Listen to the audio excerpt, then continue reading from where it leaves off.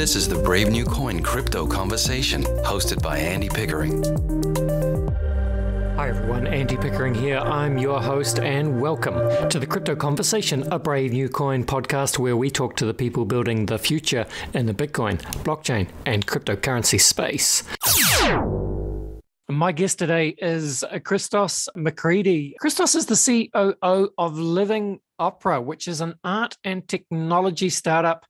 It's at the intersection of technology, fine arts, classical music, philanthropy, and of course, Web3, blockchain, and NFTs. Quite interesting, very slightly different show for me. So excited to speak to Christos and see how this goes. But hey, welcome to the show, Christos. Thank you so much, Andy. I'm delighted to be here. Delighted to have you here, Christos. So I think, before we start to jump into the wonderful world of opera, classical music, and how it relates to Web3, which I'm very excited to do, I think we should just begin with a little bit of an introduction to your good self, Christos. So please just give us a little bit of your personal story. Love to hear a bit about your background, and then we'll start to learn, I guess, how you became involved with Living Opera and what that is. Take it away, please. Definitely. Well, I think a lot of people, you look back on the years and you wonder, how did you go from A to B? And I didn't ever imagine that I'd be doing anything kind of in the arts back a decade ago. I didn't grow up in the arts. My father and mother own a Greek restaurant in Arizona, and I kind of grew up doing gardening with my father in the backyard and spending a lot of my time at the restaurant. So this is certainly kind of a big change. But yeah, my journey was spend a lot of time reflecting during my undergraduate years about, what should I be doing? Just like I guess any undergraduate does, anyone going through school does. And what I slowly fell in love with was kind of the creativity and the potential that exists kind of in the research space. I loved being able to build ideas and communicate just through our words and by piecing together different data. So that led me through a journey doing my doctorates at Stanford in economics and engineering, management science and engineering. And I really developed this love for understanding, well, how does technology change the way that we work and the way that we live? And what are the effects of large scale socioeconomic changes? And oftentimes technology is one of the catalysts for socioeconomic change, of which AI, blockchain, all these kind of words that we've all heard are doing to society and organizations. And so I started building out a research agenda there that kind of fell into three buckets: the study of incentives within organizations, the study of technology and how that affects people and firms, and then the study around well-being and what drives human flourishing. And so fast forward a couple more years, and I guess it's about 3 years now, I met Sula and Norman, and I just was like, wow, this is a whole new world that I never really had been exposed to, because my eyes were so geared towards kind of like writing an op-ed, policy advising, and writing research papers that gets published in academic journals. I hadn't really thought about the arts, but the arts is what impacts the bulk of society. People are not reading, I should make this hypothetical. People are not reading the latest journal article in the American Economic Review. And while I journeyed to try to produce an article in AER, what they're listening to is music. They're watching movies. They're watching shows on TV. And so I thought, it would be a shame if I spent thousands and thousands of hours just writing papers instead of engaging with arguably the most direct form of human flourishing, which is how we tell stories, which is through media in the form of film, as well as through song and music. So that's a little bit about what brought me here and why it might look really weird if you look at my CV. It's like, why is this person involved in an art technology or classical music organization? But that's the medium answer for why. Fantastic, thank you, Christos. And hearing you talk there, I'm just starting to understand some of the vision for Living Opera now, because one of the powerful things about NFTs originally, I think, is the connection to culture, whether that is any kind of everything from fine art to low art, Pepes right through to beautiful works of fine art collected by some of the world's premier art collectors. So music, of course, big part of that as well. There's a massive wave of music NFTs coming through, and I think this is just going to be a big story in the years ahead. But opera, living opera. Tell us, Christos, a little bit about what living opera is, perhaps the origin story, and a little bit about the vision for the project, please. Yeah, definitely. And I wanted to first amplify something that you said around NFTs have a cultural significance, and that a lot of times. So I teach a token economics class at the University of Nicosia. And a lot of times students come into that thinking that Web3 is kind of just about fungible tokens. And I think one of the things that, your podcast series has done really well is describing use cases around distributed ledger technologies. And that just like you write and save and record activity on your own computer through a centralized mechanism, i.e. you pointed on the cursor and being able to make the unilateral decision, DLTs are just such a game changer when it comes to harmonizing effort from many people, disparate locations, most of the time don't know each other. And so I'm just really excited about the broader set of applications of DLTs, one of which is in music and in art. So with Living Opera, Sula and Norman are two leading opera singers in the world. And as I got to know them and have become now my best friends, I've been learning a lot about this sphere. And so to be a professional opera singer at the highest level, you have to spend many, many years. Sula began playing the flute when she was 5 and has been, had an incredible journey, a very tumultuous journey, which at some point you should hear a story from her. But basically, a week after she graduated University of British Columbia, she got diagnosed with cancer. And so although she, miraculously ended up recovering from that, the doctors were like, you might never be able to even talk again, to have any audio ever come out of your mouth again and of your lungs. And so that's a big kind of death blow of fear to somebody in that age right after college, and where your career is going to be in singing. And so a lot of what we're doing now has been an outgrowth of these experiences that Sula has had launching her career. And then Norman, who came out of a very different tradition. He grew up in North Carolina, went the more traditional route where he got a young artist program at Houston Grand Opera. And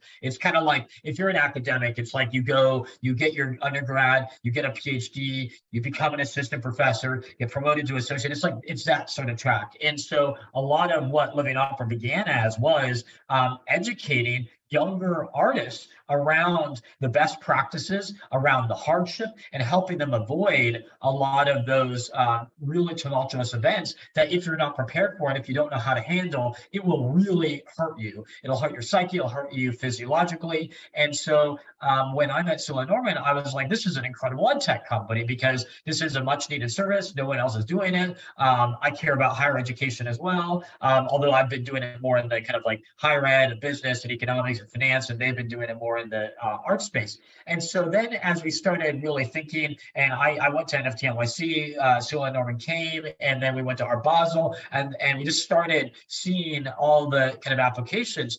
We started brainstorming as a team, thinking, how can technology be a new vehicle for distributing and helping artists protect their intellectual property? And that's what I think sometimes outsiders will look at Web3 and be like, it seems like you're just inventing something new just for the sake of it. And it's like, no, it's a delivery mechanism. It's a way of doing things better than we used to, whether it was like email was better than like just putting something in a mailbox and taking its time to get there. And so so I'll make kind of two final points before kind of hearing your thoughts about this, is that the problem with a lot of artists space is that whether you're an opera singer or whether you're just in the kind of recording industry, is just a lack of IP over it. And so the prospect of being able to have full ownership over minting this NFT of this piece of music, and you get to decide whether or not the purchaser actually gains the IP over the song to be able to do whatever they want with it and kind of as their own, or whether it's just to license to be able to use it, but they have to refer back to you as the author. You get to decide all those things instead of a record label buying it from you at a very discounted price and trying to sell you on the potential that you might make it big. And a lot of people don't make it big. And so that's kind of number one. And then number two was the idea that NFTs could add a lot more transparency to the philanthropic process. And I think this is probably something that we'll get into a little bit more, but how is it that nonprofits and the philanthropy space funding goes up year after year, but the problems seem to keep getting worse? And so it's like unless the problems are getting worse and worse at like some nonlinear rate, it seems like you would think that some of the problems would get solved, but they're not. And especially in the arts, the problems are getting worse. We have some research that showing that artists' real wages have been declining consistently over the past 10 years. And so the idea of NFTs potentially being able to add more transparency and accountability to the philanthropic process is very promising. And so we're trying to pilot some of these use cases and push back against the view that an NFT is just a PFP that somebody buys to show off. It's more, I mean, sure, people can do that, and people have been showing off ever since the beginning of time, whether it's through I don't know, like some fancy painting or watch or whatever. Obviously, people buy things for a lot of reasons. There's actual beauty in it sometimes, and sometimes people do get something to show off. But we're trying to really pilot some of these functional, utility-driven purposes. So those are just some thoughts about kind of what led to Living Opera, and then where we are now and how we're using and piloting NFTs. Yeah, fascinating, Christos. And I think what's interesting, or what has happened with Web3 is because obviously, Web3, it's a technology space, and technology advances reasonably quickly, even in the world of blockchain, I suppose. But after we had that big kind of wave of I suppose like hype and all this interest that came into the Web3 space in 2021. It brought a lot of attention, brought a lot of new users, mainstream users as well. And there was I suppose like a kind of economic bubble around NFTs, which of course subsequently has crashed. But, that's okay. That's how hype cycles work. And it's just the first cycle. But I think the important thing about Web3 is, the experimentation, and people aren't necessarily going to get it right the first time. You got all these different projects, all these different companies, brands, individuals, creators, artists, collectives. Collectively, everyone is experimenting and trying new things, and that's kind of what it's about, being on the frontier of a new technology wave, and that's what makes it exciting. That's what brings a certain amount of risk, but you got to take risks. You got to experiment, and that's part of what it is to be an artist, whether you're a singer or an artist, a painter, or a digital artist. All of these things can now be combined in new and exciting ways, Christos. Yeah, no, I mean, and I think that's where sometimes like academics, and it's funny, if you go into any of the top tier universities, you will find some of the biggest skepticism of Web3 in like sometimes economics departments. And it's weird because like you literally study markets. So you should be really adept at understanding history, and just like anytime a new technology comes out, there's more risk involved. There's a little bit more fluff in the air, but that's the nature of the game. And when in the United States, when there was all the gold rush and people moved out west, it's like, there was a lot of not so good stuff. But in order for markets to form, there has to be the supply. There has to be that movement that rallies through. And so I'm certainly, I mean, it's not like I'm trying to defend any of the kind of scam projects out there. There's a lot of really terrible things that go on, insider trading, where you just get you get some groups and you bid up a price, and then you after it goes above a certain threshold, they pull out. It's terrible. But to say, well, we have to discard the entire technology because there's a few bad things. It's like, we might as well not live in houses because there's speculation in housing markets. Let's also ditch like oil because there's manipulation that happens. It's like, So I don't know. I could go on and on. You see, we're both passionate about this, but I think I Yeah. just wanted to really emphasize this point that experimentation isn't it's inevitable and it's not a bad thing. I completely agree, Christos. And I think on one level, it's a little bit unfortunate that, too many of those, PFP collections, I suppose, or just NFTs in general, got linked to this idea that it's about making money. I mean, a small amount of it can be, I guess, but, I think NFTs really to bring in the next wave, people need to understand that it's more about building communities. It's about expressing creativity. It's about experimenting with new forms of digital ownership and digital community. And that the economic side can be a part of it as well. But the more that side is emphasized, the more that new people have the potential to get burnt, and that turns them off. And we don't really want that. So if we bring it back to this idea of empowering communities, Christos, I'd love to hear your ideas on, I guess specifically the opera community. And you talked a little bit about it before, how you're trying to empower, artists who are just stepping out on their artistic journey, perhaps as singers, as opera singers, how you are kind of supporting them on their journey and giving them the tools to survive in this kind of digital first world.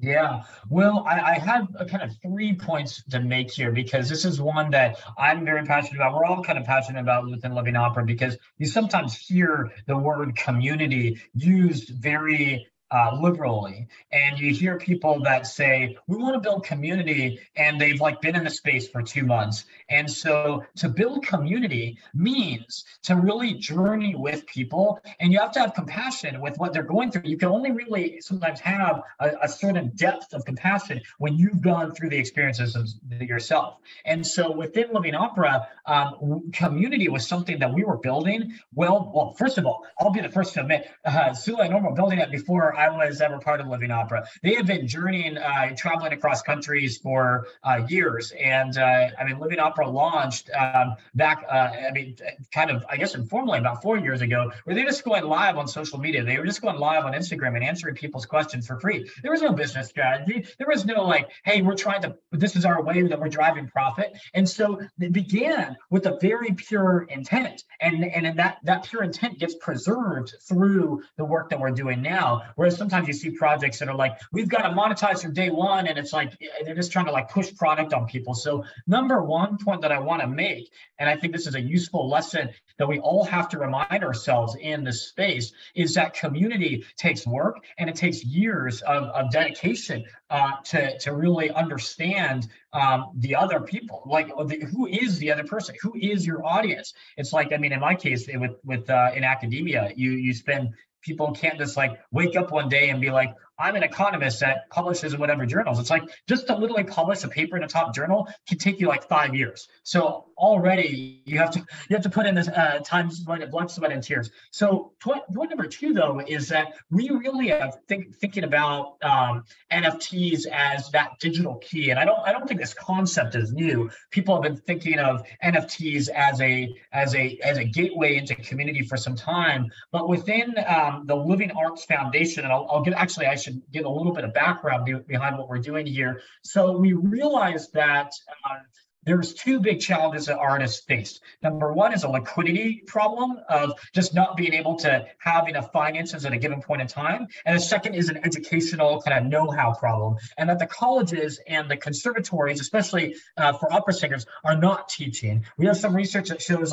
less than 10%, around 5 to 10% of colleges actually have any entrepreneurship training for artists, which stinks, because artists today are forced to be entrepreneurs. You're forced to go into the labor market and have an agent to manage your career, to understand how to do taxes, all these things that are probably not worth going into in this podcast. But the point is that we realize that it's a combination of liquidity and education. And so we launched a foundation called the Living Arts Foundation, where we are decentralizing grant making. And so in this case, the NFT functions as the glue between philanthropists and artists. So philanthropists will buy, will contribute to the nonprofit, this nonprofit DAO, and then that will go towards sponsoring individual artists that now have a key to participate in a community of practice. So the natural question for somebody that isn't in the Web3 space like yourself would be like, okay, why do we need an NFT to do that? And so valid question, you could just do it, email, QR codes, but it gets messy. And especially when you're thinking about giving additional rewards to people that demonstrate a level of engagement. It's nice to be able to track it on a single digital credential that's tied to the individual and that they can carry with them. And that can be sold in the secondary market and do whatever sorts of things you want to do with it. And so I think point number 2 is really thinking about what does membership mean for your organization if people who are listening or have their own startup or whatnot. And for us, that means building this community of practice that is driving value, not only through kind of like the mentee-mentor relationship, but also the educational curriculum they get access to. And then I think the third point just to think about is coming back to this concept of art and building community around art. And that if somebody, sometimes, especially in the arts, you hear somebody say like, oh, that's like really nice. And it's like, okay, like if you really believe that it's like good, like there should be a mechanism to support you. And so NFTs provide a direct mechanism to support the artist. And in our community within the Living Arts Foundation, one of the things we require artists of, again, trying to impart this practice of entrepreneurship, is that you have to produce multimedia around how you actually use the funds. So now philanthropists get to see their money at work, i.e., we like one example is we sent 2 of our Living Opera members to Italy to take voice lessons with Sula and Norman's voice coach. And so they produced media from it. They produced videos and they talked about their experience. And now that goes back to the philanthropist. So I think kind of like point number 3 is really thinking about, well, how can we use this NFT to also imbue and inculcate a culture of sewing in to one another, but with purpose? It's not just like throwing money into the air and saying, I hope it lands in the right spot. It's actually going with an intended purpose to a specific individual. Yeah. I'd love to understand then, I can see on your website, there's something called the Magic Mozart NFT. And for listeners, the website is livingopera.org. Of course, there'll be a link in the show notes. Are those NFTs still available? Just, I guess, tell us if any of these NFTs are available at the moment or what you're working on. Yeah, thanks for bringing it back to that, because actually my last answer, I realized in retrospect, wasn't as clear. So the Living Arts Foundation is the nonprofit vehicle that facilitates this microgrants community, but the fuel behind that are these Mozart NFTs. And I want to give like one quick blurb about the origin here, because I think it's really meaningful, and then I'll kind of come to where we're going. So one Christmas, I think this was 2 Christmases ago, Sula called me up on Christmas Eve and said, like, I came across this really cool discovery, because she was doing work into generative art, and she was looking around trying to understand the genealogy, really trying to understand whether NFTs made sense for us versus is this just something that's passing. And so what she discovered was Mozart actually created a musical dice game called Musicalis Würfelspiel, where it was kind of known as like the first real generative art game. And she found it because computer science departments across the US were using it for their problem sets. So Cornell and Princeton had it in their problem sets. And so we thought, wow, wouldn't it be really amazing to bring the old and the new together, this new technology with the old of Mozart that basically everybody on the planet kind of knows who Mozart is or has some name recognition of. And so we thought this would be a good way of also kind of lending credibility to be like, yeah, this is a new kind of vehicle, this is new wrapping paper, but the concept is actually tried and true, exciting. They used to play this game in kind of like the cafes, and they would just have a lot of fun with the dice game back then. And so Magic Mozart is the fuel where the NFTs are going into the Living Arts Foundation to support individual artists. And so what we're really looking for are either kind of like individuals that believe in the arts and would like to sponsor artists to be part of this community of practice. Sometimes you get, everybody has an opinion. You get some people that are like, you need to push this on your community. And our thought is like, no, we're trying to help our community. We're not trying to sell our artists to like buy this NFT so that they can then help themselves again. It's like we're trying to change the model within philanthropy so that we can reduce the amount of intermediaries that are traditionally in a nonprofit process. And we think this is a really interesting use case. So I guess to recap, yeah, there still are NFTs available. And what we're really looking to do is partner with individuals and institutions that have a heart for bringing greater transformation and ROI to the arts and seeing individual lives transformed. And you will get evidence about how they're using that money versus you just kind of donate a check to whatever institution, you walk away, you never hear about how it was used. Fantastic. Look, as we start to finish off, obviously you yourself, you're more of a technology guy, but I'm just curious as to, I'm sure you have much more of an insight into this than I do. What is the general state of opera as a culture in the world at the moment? Because I don't know that are the sort of, is the younger generation relating to opera, or is there an opera renaissance on the cards? I'd love to hear your thoughts. Yeah. Well, it's a good question because, I think two reasons. Number one is that I think that there is this myth that it's been dying out, and so it's important to kind of revisit that. Number two is that the answer sort of depends also on what country you're in, because in Europe, it's very alive and well. Sula just did an incredible performance here in Athens, Greece, and they, for a lot of reasons that are not worth going into right now, basically the venue had to change the week before, and like the media team didn't have that much of an opportunity at all to kind of like telegraph to people. And yet the theater, the Palace Theater here in Athens was basically sold out on both those nights of the performances. And so really, I think it kind of depends on the culture of the country that you're in. In Austria, it's huge. Germany, it's huge. Everybody kind of knows about the magic flute and about Mozart. In the United States, it is a little bit less. And unless you're in certain cities like in New York City or Chicago, Houston, it's very big. But I think part of the challenge as well, but also the opportunity, is that the opera sector, and this is also true, I think, in academia, it's been very insular for many years, and they haven't always kind of listened to individuals. And you also have people that act like divas, and they put out like, they pretend like they wake up in this like dress, and that they go to sleep in the dress, and that they're always on a stage. And it's like, no, they're people too. And so this issue of relatability is really big. And one of the things that Sula does a lot on her Instagram, so I'm not a super social media person, but Sula has an absolutely hilarious Instagram, Sula_Parasides. And one of the things that she particularly tries to do is use humor to bring people in. And so it might be like a hilarious meme of a animal that's like pretending, like trying to equate a tenor that's warming up